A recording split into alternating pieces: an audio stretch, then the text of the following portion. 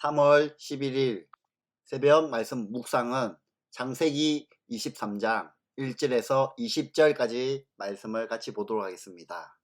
창세기 23장 1절에서 20절까지 말씀입니다. 사라는 100년하고도 27해를 더 살았다. 이것이 그가 누린 해수이다. 그는 가나안 땅 길랏 아르바 곧 헤브론에서 눈을 감았다. 아브라함이 가서 사라를 생각하면서 곡을 하며 울었다.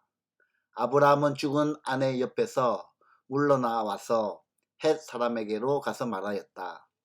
나는 여러분 가운데서 나그네로 떠돌이로 살고 있습니다. 죽은 나의 아내를 묻으려고 하는데 무덤으로 쓸 땅을 여러분들에게서 좀 살 수 있게 해 주시기를 바랍니다. 헷 족속 사람들이 아브라함에게 대답하였다. 어른께서는 우리가 하는 말을 들어보시기 바랍니다. 어른은 하나님이 우리 가운데 세우신 지도자이십니다. 우리의 묘지에서 가장 좋은 곳을 골라서 고인을 모시기 바랍니다.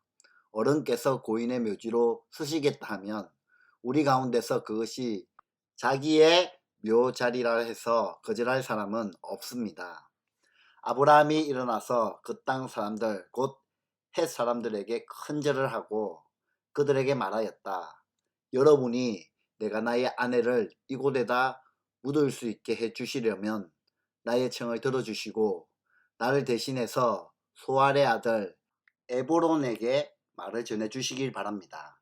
그가 자기의 반머리에 가지고 있는 막벨라 굴을 나에게 팔도록 주선하여 주시기 바랍니다.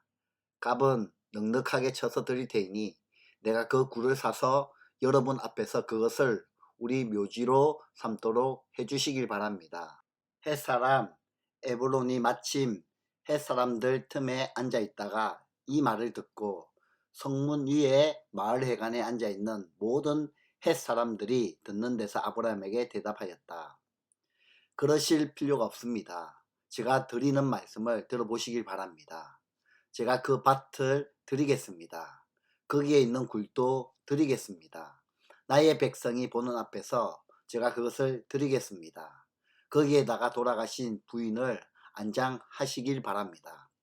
아브라함이 다시 한번 그 땅 사람들에게 큰 절을 하고 그들이 듣는 데서 에브론에게 말하였다. 좋게 여기신다면 나의 말을 들으시길 바랍니다. 그 밭값을 드리겠습니다.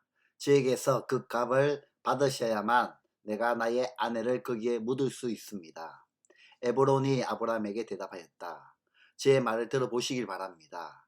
그 땅값을 친다면 은 400세겔은 됩니다. 그러나 어른과 저 사이에 무슨 거래를 하겠습니까? 거기에다가 그냥 돌아가신 부인을 안장하시길 바랍니다. 아브라함은 에브론의 말을 따라서 헷 사람들이 듣는 데서 에브론이 밝힌 밭값으로 상인들 사이에서 통용되는 무게로 은 400세겔을 달아서 에브론에게 주었다.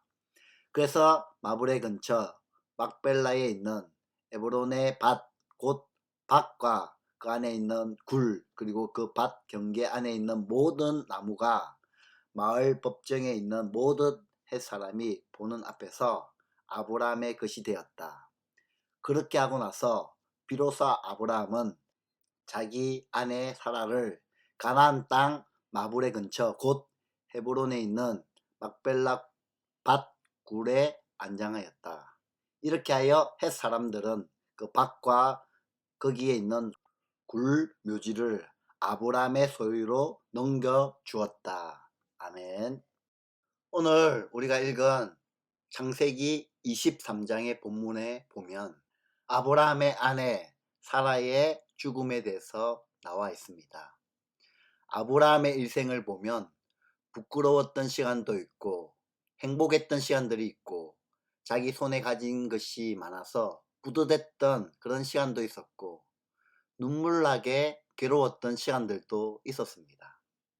가장 부끄러웠던 시간이라고 한다면 아마도 이방인들에게서 책망받았던 그 아브라함의 모습이었을 겁니다.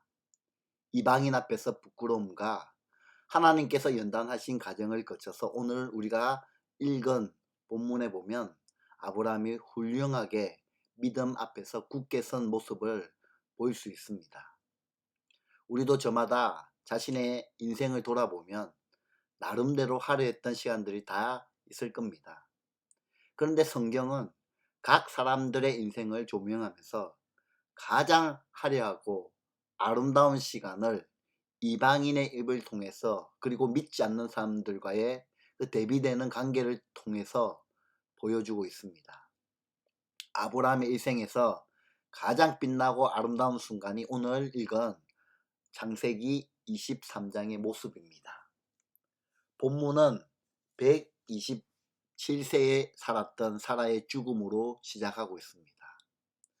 아브라함이 75세, 사라가 65세에 하나님의 부르심을 받아서 바벨로니아 우르에서 하란을 거쳐서 가나안 땅, 하나님이 거하시고자 하는 약속의 땅 가나안 땅에 들어왔습니다. 75세에 와서 127세가 될 때까지 62년을 아브라함과 함께 그 땅에서 해로하고 어려웠던 시간들을 보내다가 이제 하나님 앞에 살아가 갔습니다. 일생의 동반자를 잃은 아브라함, 그 사실도 슬픈데 아내를 장사할 매장지가 없었습니다. 매장지를 얻고자 해서 이웃 헷 족속에게로 아브라함이 갔습니다. 내 아내가 죽었는데 매장지를 얻고자 합니다. 그때 아브라함이 헷 족속에게 했던 말입니다. 그 말을 들은 헷 족속 사람들이 이렇게 대답합니다. 6절 말씀이죠. 어른께서는 우리가 하는 말을 들어보시길 바랍니다. 어른은 하나님이 우리 가운데 세우신 지도자이십니다. 우리의 묘지에서 가장 좋은 것을 골라서 고인을 모시기 바랍니다. 어른께서 고인의 묘지로 서시겠다 하면 우리 가운데 그것이 자기의 묘자리라고 해서 거절할 사람은 아무도 없습니다 라고 이야기하는 것이죠. 여러분, 이방인이 하는 말입니다. 하나님을 알지 못하는 사람들이 하는 말입니다. 어른은 하나님이 우리 가운데 세우신 지도자이십니다 라는 이 고백. 성경은 아브라함의 모습을 세세하게 기록하고 있진 않지만 이방인들에게 두 번 크게 책망받은 이후에 그의 삶이 조금씩 변화되었음을 미루어 짐작할 수 있습니다. 특별히 두 번째 실수한 이후 아비멜렉에게 다녀온 후에 그는 완전히 달라진 인생을 주변 사람들에게 보여준 것 같습니다. 헷 족속은 어른은 하나님이 세우신 지도자입니다 라고 말합니다. 이방인의 입을 통해서 그를 지도자로 인정하고 있습니다. 이것은 결코 그냥 시간만 지난다고 되는 일은 아닌 것 같습니다. 아브라함이 그 땅에 와서 산지 62년, 62년의 이주 생활 가운데서 하나님 믿는 사람으로서의 본을 보여주었고 그의 삶을 통해서 하나님의 역사가 나타났고 주변 사람들과 나누고 살려고 했던 그의 모습을 보고 이방인이 고백했던 말이 이 말인 것이죠. 헷 족속은 이어서 말합니다. 우리 중에 어떤 땅이든지 어르신이 원하는 땅을 지정하십시오. 우리 모든 족속 중에 어떤 사람도 어르신이 이 땅 중에 어떤 땅을 택하든지 그것을 금할 사람이 아무도 없습니다. 염려하지 마시고 그냥 선택하십시오. 아마 이쯤 되면 저 같으면 감사합니다 라고 하고 그 땅을 선택했을지도 모르겠습니다. 그러나 아브라함은 그렇게 하지 않았습니다. 오히려 자기의 모습을 더 낮춥니다. 9절 말씀이죠. 그가 자기의 반머리에 가지고 있는 막벨라 굴을 나에게 팔도록 주선하여 주시기 바랍니다. 갑은 넉넉하게 쳐서 드릴 테이니 내가 그 굴을 사서 여러분 앞에서 그것을 우리 묘지로 삼도록 해주시기를 바랍니다 라고 기록되어 있습니다. 막벨라 굴은 아브라함의 가족 묘지입니다.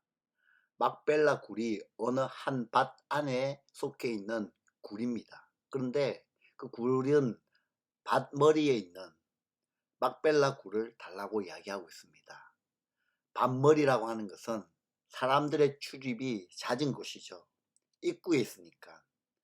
넓은 밭 입구에 있어서 많은 사람들이 오고 가고 사람들의 발길이 많이 닿는 곳입니다. 그래서 매장지로서는 그렇게 적합하지 않는 곳입니다. 사람들의 발길이 자주 오가는 곳, 도굴의 위험성이 있고 또 그렇게 좋지 않은 매장지입니다.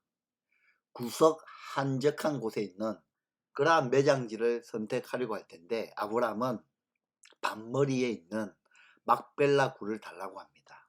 그리고 그냥 달라고 하지 않습니다. 충분한 대가를 주고자 합니다. 많은 돈을 제대로 주고 밭머리에 있는 막벨라 굴을 얻고자 합니다. 이것은 믿지 않는 사람들에게 낯선 이야기입니다. 이상한 이야기입니다. 어떻게 이 사람은 밭머리에 있는 땅을 달라고 하면서 충분한 매장비를 주고 살려고 할까? 이상한 이야기입니다. 그래서 몇 번이고 옥신각신 주거니 받거니 합니다. 결국 아브라함은 은 400세겔을 주고 매장지를 사게 됩니다. 당시 시가로 보면 아주 비싼 돈입니다. 노동자의 1년 품삯이 은 10세겔 정도밖에 되지 않기 때문입니다. 10세겔이 1년의 연봉인데 해족성은 은 400세겔을 이야기합니다. 묘지가 그 정도의 가격은 아닌 것 같습니다. 그러나 아브라함은 해족속이 듣는 데서 상인이 통용하는 은 400세겔을 달아 에브론에게 주었다라고 기록합니다. 아브라함은 돈을 주었습니다. 그는 이방인의 입에서 나온 대로 400세겔을 주었습니다.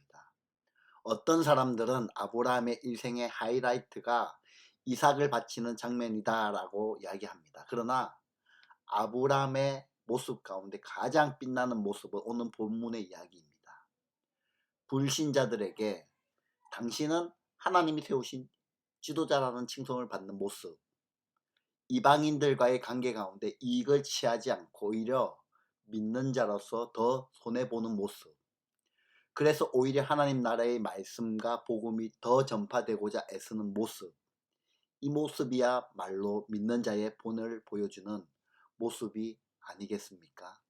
어떤 사람들은 요셉 일생에서 가장 빛나고 아름다운 모습이 이집트의 총리가 되어서 이집트의 총리가 타는 수레를 타고 온 성을 두루 다니는 것이다 라고 말합니다. 그러나 믿지 않는 바로가 우리가 어찌 이와 같이 하나님의 영에 감동한 사람을 얻을 수 있으리요 라는 이방인의 입을 통해 나오는 그 고백이야말로 일생에 있어서 가장 아름다운 모습이 아니겠습니까?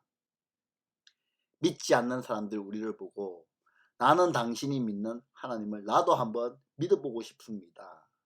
나는 당신의 모습을 보니까 하나님이 살아계신 것 같습니다 라고 말한다면 우린 정말 이 땅에서 잘 산 것이겠죠. 하나님 앞에서 그보다 더 귀한 칭찬은 없기 때문입니다. 믿지 않는 사람들과의 관계 가운데서 사는 것은 결코 쉽지는 않습니다.